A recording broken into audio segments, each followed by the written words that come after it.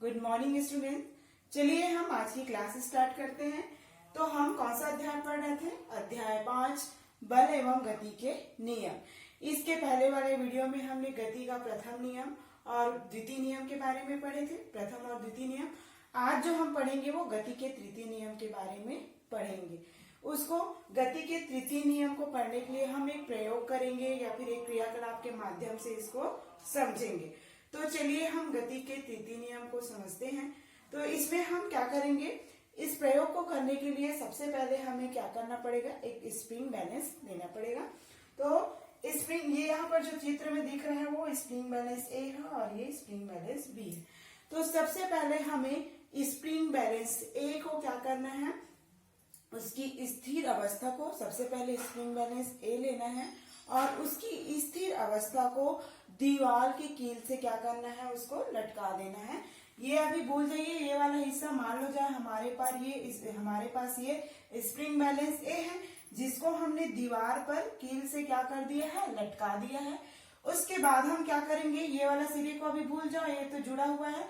उसके बाद इसके जो मुक्त सिरे होंगे उसको हमें खींचना है, यानी उस पर बल लगाना है और उसके मान को क्या करना है, नोट करना है। समझ में आया? सबसे पहले हमें स्प्रिंग बैलेंस ए लेना है जिसकी दो सिरे होंगे, तो उसके एक सिरे को स्थिर अवस्था को हम क्या करेंगे, दीवार से इस तरीके से दीवार में कील लगाकर उसको क्या कर देंगे, लटका देंगे और दूसरे सिरे को हम खींचेंगे और उस पर बल लगाएंगे, तो उसके मान को क्या करेंगे, हमें नोट करना है। फिर हम लेंगे एक और स्प्रिंग बैलेंस बी जिसको क्या करेंगे, स्प्रिंग बैलेंस ए से जोड़ देंगे। यहाँ पर दिख रहा है आप लोग को जुड़ा हुआ, ये आपका स्प्रिंग बैलेंस बी है जिसको हमने स्प्रिंग बैलेंस ए से जोड़ दिया है। ये दिख रहा है आपको, ये दोनों ही जुड़ा हुआ है। अब ये दोनों ही जुड़ने के बाद, दोनों ही स्प्रिंग को जोड़ने के बाद हम दोनों ही को यानी स्प्रिंग बैलेंस ए और स्प्रिंग बैलेंस बी दोनों को ही खींचेंगे। मतलब यहाँ से पकड़कर हम इस तरीके से खींचेंगे तो इनकी जो तुलाएं होंगी वो समान होंगी। तो ऐसा क्यों होता है?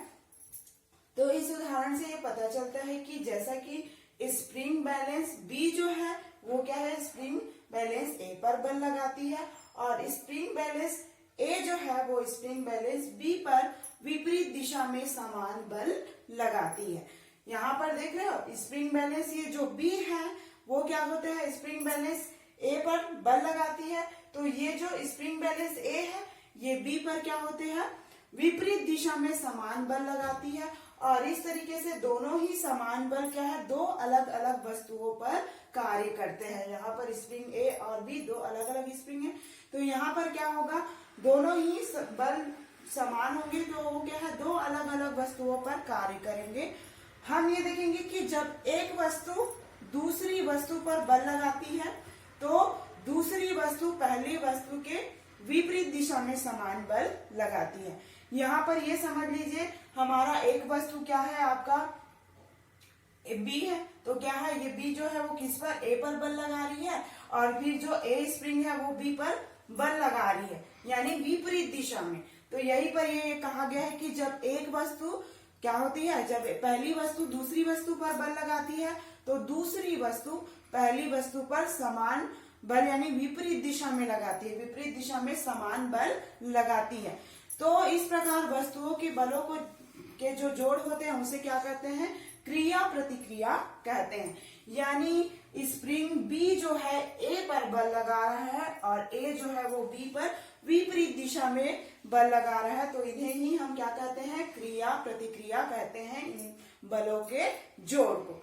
आप देखेंगे कि गति के तृतीय नियम अनुसार क्या होगा, प्रत्येक क्रिया क्या होगा, प्रत्येक क्रिया सदैव बराबर और प्रत्येक क्रिया क्या होगा, सदैव बराबर एवं विपरीत दिशा में क्या होगा, समान बल लगाता है। इस तरीके से क्रिया और प्रतिक्रिया दो अलग अलग वस्तुओं पर क्या करते हैं, दो वस्तुओं पर कार्य करते हैं। क्रिया और प्रतिक्रिया जो है, हमने क्या कहा था कि वस्तुओं के इन जोड़ों के बलों को हम क्रिया प्रतिक्रिया कह रहे हैं। तो क्या होता है कि जो क्रिया और प्रतिक्रिया होती है वो दो अलग अलग वस्तुओं पर कार्य करते हैं। इस तरीके से हम जो बल समान होंगे, दोनों ही वस्तुओं पर जो कार्य करने वाले बल होंगे वो समान होंगे, तो समान होने पर भी और समान और विपरीत दिशा में है तो इसलिए इनका जो नेट बल होगा वो हमेशा शून्य नहीं होगा, यानी ये हमेशा शून्य नहीं होता। इसके अलावा आप देखे होंगे कि गति का जो प्रथम और द्वितीय नियम है वो एक ही वस्तु पर लागू होता था, लेकिन जो गति के तृतीय नियम है तो ये तृतीय नियम दो परस्पर क्रिया करने वाले वस्तुओं पर लागू हो रहा है, यानी यहाँ पर दो स्प्रिंग ए और बी है वो दोनों पर ही लागू हो रहा है। यानी क्रिया और प्रतिक्रिया वे बल को दर्शाती हैं जो एक ही समय पर दो वस्तुओं पर कार्य करता है। यानी ये जो क्रिया प्रतिक्रिया हो रही है इन दोनों ही स्प्रिंग बैलेंस में वो किन चीजों को दर्शा रही है, एक ही समय पर दो वस्तुओं पर कार्य किया जा रहा है, यानी एक ही समय पर ये स्प्रिंग बैलेंस बी में और ए में दोनों में ही कार्य कर रहे हैं। ऐसी ही और उदाहरण है जिसको हम समझेंगे जैसे संवेग संरक्षण के नियम के माध्यम से। तो अगला जो हमारा पॉइंट है वो क्या है आपका संवेग संरक्षण का नियम। तो उसका भी आपका गणितीय रूप है, उसको भी देखेंगे। वो भी एक गति के तृतीय नियम के अनुसार यानी एग्जाम्पल के रूप में आएंगे जो गणितीय रूप होंगे। तो चलिए हम देखते हैं हमारा जो अगला टॉपिक है वो संवेग संरक्षण के नियम को। ये अगला जो हमारा पॉइंट है वो क्या है, संवेग संरक्षण के नियम। तो ये भी एक गति के तृतीय नियम के उदाहरण है जिसको हम समझेंगे। तो सबसे पहले हम क्या करेंगे, संवेग संरक्षण के नियम में ये एग्जाम्पल के थ्रू हम समझेंगे। तो हम मानते हैं कि हमारे पास कितना, दो गेंद है।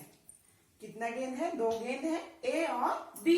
हमारे पास कितने गेंद है, दो गेंद है, ए और बी, जिनका जो द्रव्यमान है वो एम ए और एम बी। दोनों का जो द्रव्यमान है गेंद ए और बी का, उनका द्रव्यमान एम ए और एम बी है। यहाँ ये क्या है, एक सीधी सरल रेखा है जो यू ए और यू बी वेग से क्या कर रही है, गति कर रही है। क्या कर रही है, ये एक सरल रेखा में दिख रही है आपको। तो ये बी यू ए और यू बी वेग से गति कर रही है। इस पर कोई भी असंतुलित बल नहीं लग रहा है। तो टी समय पश्चात, यानी समय को हम किससे दर्शाते हैं, टी से। तो टी समय पश्चात जब दोनों ही गेंद आपस में टकराते हैं, क्या होते हैं, टकराते हैं, तो इन गेंदों पर क्या होता है, गेंद ए और बी पर एफ ए बी बल लगता है और गेंद बी और ए पर कौन सा बल लगता है, बी ए लगती है। और क्या होता है, गेंद ए और गेंद बी का जो वेग है वो क्या हो जाता है, क्रमशः उसमें परिवर्तन हो जाता है। तो ये क्या हो जाता है, वी ए और वी बी हो जाता है। तो चित्र के अनुसार आपको क्या क्या लिखना है एक बार और देख लीजिए।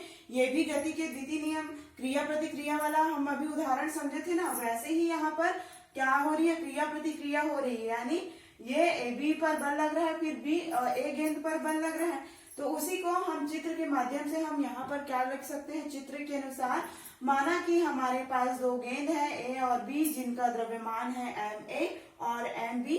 ये एक सीधी सरल रेखा होती है जो यू ए और यू बी वेग से क्या है, गति कर रही है और इस पर कोई भी असंतुलित यानी इस पर कोई असंतुलित बल नहीं लग रहा है।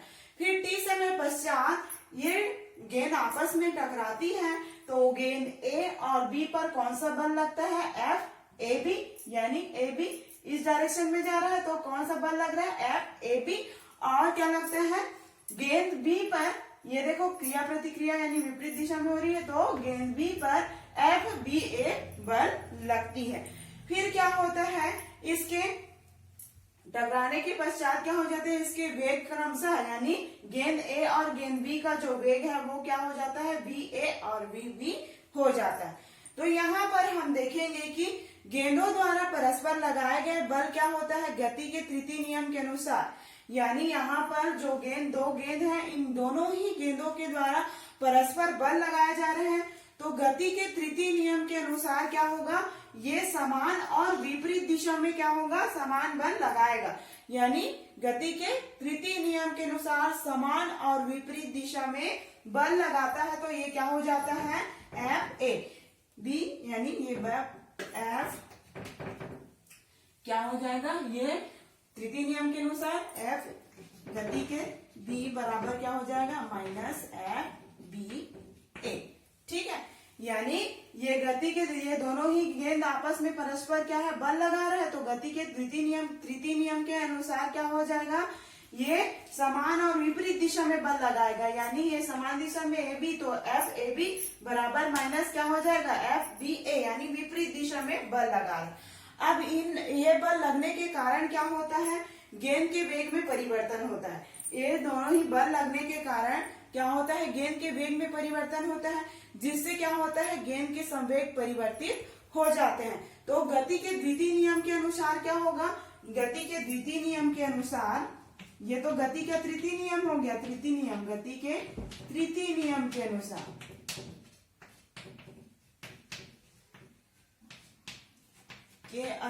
होगा। अब क्या है, गति के द्वितीय नियम के अनुसार क्या होगा, गति के द्वितीय नियम के अनुसार क्या होगा, बल बराबर संवेग परिवर्तन की दर, संवेग परिवर्तन की दर। यहाँ पर संवेग किसकी परिवर्तन हो रही है, गेंद की, तो ये संवेग परिवर्तन की दर।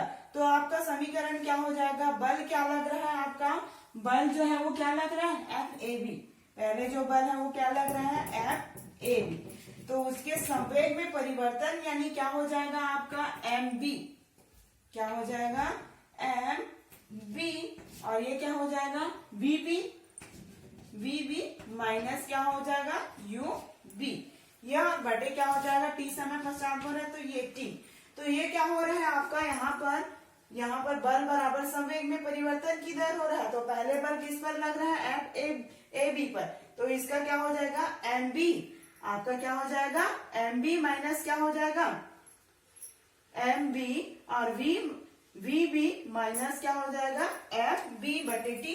वैसे ही आपका दूसरा क्या हो जाएगा, दूसरा बल कौन सा लग रहा है, एफ किस पर लग रहा है, इस ओर लग रहा है, तो क्या हो जाएगा एफ बी ए बराबर क्या हो जाएगा एम ए, और क्या हो जाएगा वी ए माइनस क्या हो जाएगा आपका यू ए बटे टी, क्या हो जाएगा बटे टी।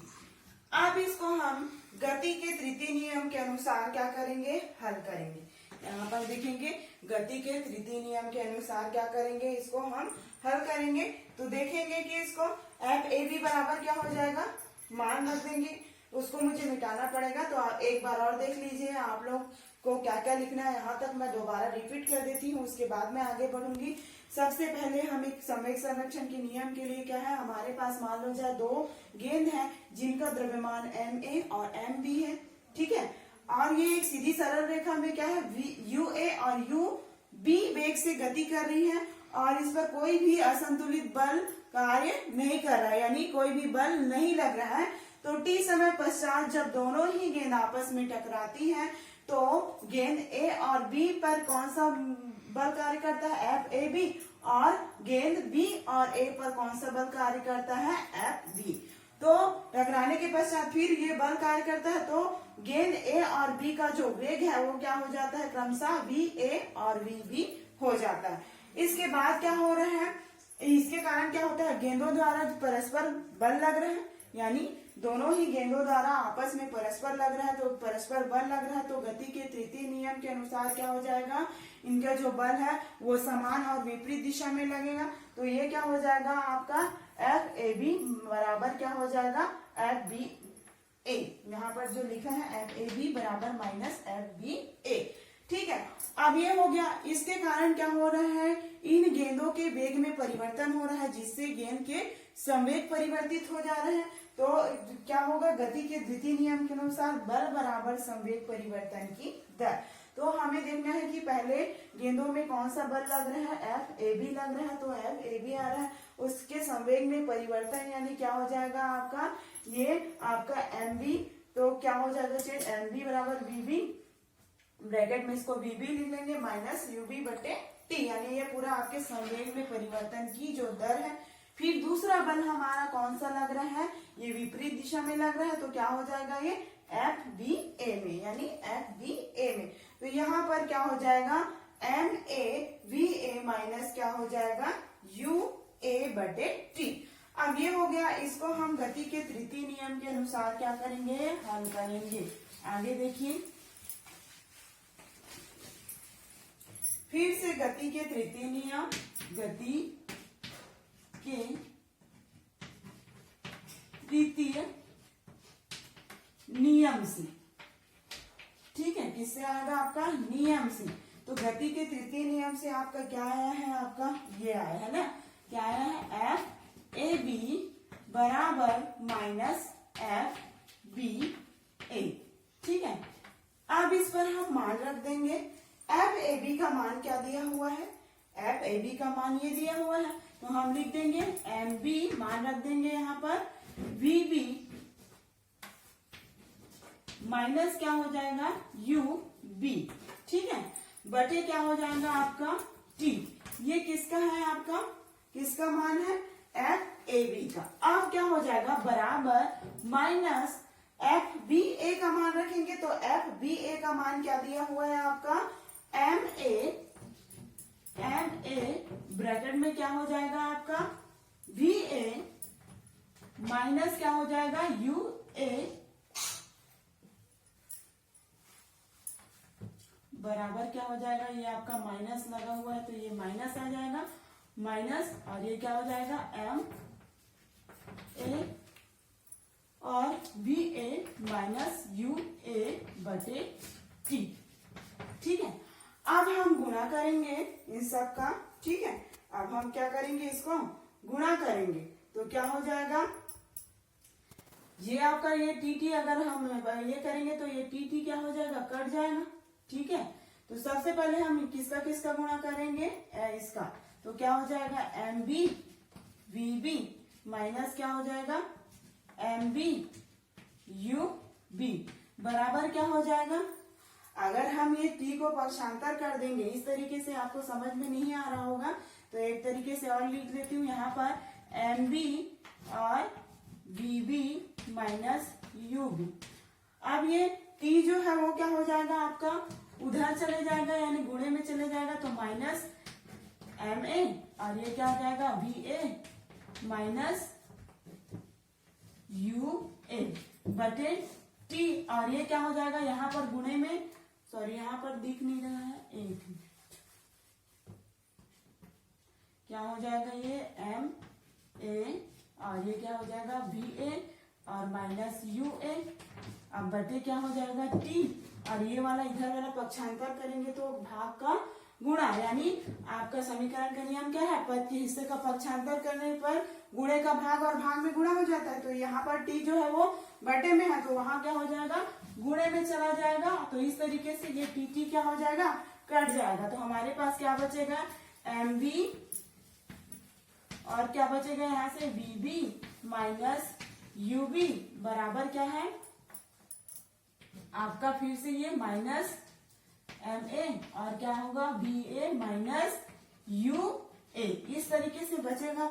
अब हमको इसको गुणा करना है तो गुणा या भाग क्या है, गुणा करेंगे तो इसका पहले करेंगे गुणा, तो क्या हो जाएगा एम बी और वी बी माइनस क्या हो जाएगा फिर से इसका गुणा इससे होगा, यानी अलग अलग पदों से इसका गुणा होगा तो इसका और इसका गुणा होगा तो एम बी और वी बी आए, और इसका गुणा फिर इससे होगा तो माइनस चिन्ह है तो माइनस एम बी और यू बी, फिर बराबर क्या हो जाएगा आपका यहाँ पर फिर इसका गुणा होगा तो माइनस एम ए और वी ए, यहाँ पर माइनस माइनस दो बार है तो क्या हो जाएगा आपका प्लस हो जाएगा, तो प्लस क्या हो जाएगा एम ए और यू ए, ठीक है।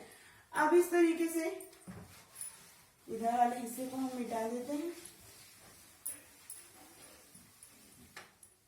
अब क्या होगा, हम जो ए वाले हिस्से हैं तो उसको हम इस ओर पक्षांतर करेंगे बाईं ओर, तो क्या हो जाएगा आपका एम ए और क्या है आपका वी ए। यहाँ पर हमने देखा है कि गुणा किया है तो एक बार और देख लीजिए, इनका और इनका गुणा किया है तो क्या आया है एम बी और वी बी, फिर इसका गुणा किससे हुआ है इससे हुआ है तो माइनस क्या आ जाएगा एम बी यू बी बराबर, आप देखोगे कि इसका गुणा किससे हुआ है वी ए से, तो माइनस चिन्ह एक बार है तो माइनस पहले लगेगा, माइनस एम ए और वी ए, फिर यहाँ पर आपका यहाँ पर भी माइनस है और यहाँ पर भी माइनस है, यानी दो माइनस है तो क्या हो जाएगा, प्लस हो जाएगा। फिर इसका गुणा क्या हो जाएगा, इससे होगा तो क्या होगा, MA, और ये क्या हो जाएगा, UA। अब इसको हम देखेंगे तो हमारा यहाँ से कौन सा आया, आपका ये वाला हिस्सा पहले आया, तो ये बाएं तरफ आएगा, यानी दाएं से बाएं तरफ आएगा तो क्या हो जाएगा, वो जो माइनस चिन्ह है यहाँ पर वो क्या हो जाएगा, प्लस हो जाएगा। तो प्लस क्या आया आपका, MA और VA, तो क्या हुआ आपका MA और VA। फिर प्लस क्या होगा, यहाँ से क्या आएगा आपका, कौन सा आएगा आपका, ये वाला हिस्सा, तो MB और VB बराबर, फिर से आपका कौन सा ये वाला हिस्सा आ गया आपका, दाहिने तरफ MA और UA, और ये यहाँ पर जो माइनस था वो बाएं से दाएं की ओर गया है, यानी समीकरण के दूसरे ओर गया है, तो वो माइनस जो है वो प्लस क्या प्लस में बदल गया, और ये क्या हुआ, प्लस हो गया, और MB और UB। तो इस तरीके से टकराने के बाद संवेग, टकराने के बाद संवेग बराबर क्या होगा, ये टकराने के बाद और टकराने के पहले,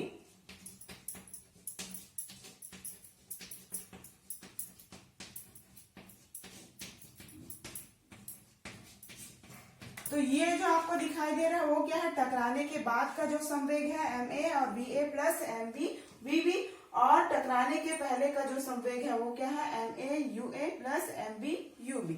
तो इस समीकरण से यह ज्ञात होता है कि जब गेंदों पर कोई बाह्य बल नहीं लगता है तो उनका जो कुल संवेग होता है वो क्या होता है, समान होता है, समान यानी बना रहता है इनका जो संवेग है वो। लेकिन जब क्या होता है, दोनों ही गेंदों का जो कुल संवेग होता है, यानी दोनों ही गेंदों का जो कुल संवेग होता है उसमें कोई भी परिवर्तन नहीं होता, बल्कि जो अलग अलग गेंद है उनके संवेग में क्या होते हैं, वो बदलते हैं। यानी क्या होता है, जबकि दोनों ही गेंदों का क्या होता है, अपना अपना जो संवेग होता है वो क्या होता है, बदल जाता है। इसे ही क्या कहेंगे, संवेग संरक्षण का नियम कहेंगे। इस समीकरण से हमें क्या हो रहा है, ज्ञात हो रहा है कि जब गेंदों पर कोई बाह्य बल नहीं लगता है तो उनके जो संवेग है वो टकराने के बाद भी क्या होते हैं, समान रहते हैं, जबकि दोनों ही गेंदों का जो कुल संवेग है वो क्या होता है, परिवर्तित नहीं होता है। जो अलग अलग रहते हैं गेंद, उनके दोनों ही गेंदों का क्या होता है, जो अपना अपना संवेग होता है वो क्या होता है, परिवर्तित होता है। इसे ही हम क्या कहते हैं, संवेग संरक्षण का नियम कहते हैं, जो कि गति के तृतीय नियम के ये उदाहरण भी है एक तरीके से देखा जाए तो। और हम ये भी कह सकते हैं कि संवेग संरक्षण के नियम के अनुसार क्या होगा, बाह्य बल, बाह्य असंतुलित बल अनुपस्थित होगी तो क्या हो, अनुपस्थिति में क्या होगी, दो वस्तुओं का कुल जो संवेग है वो क्या होगा, संरक्षित होगा। किसके नियम के अनुसार, संवेग संरक्षण के नियम के अनुसार।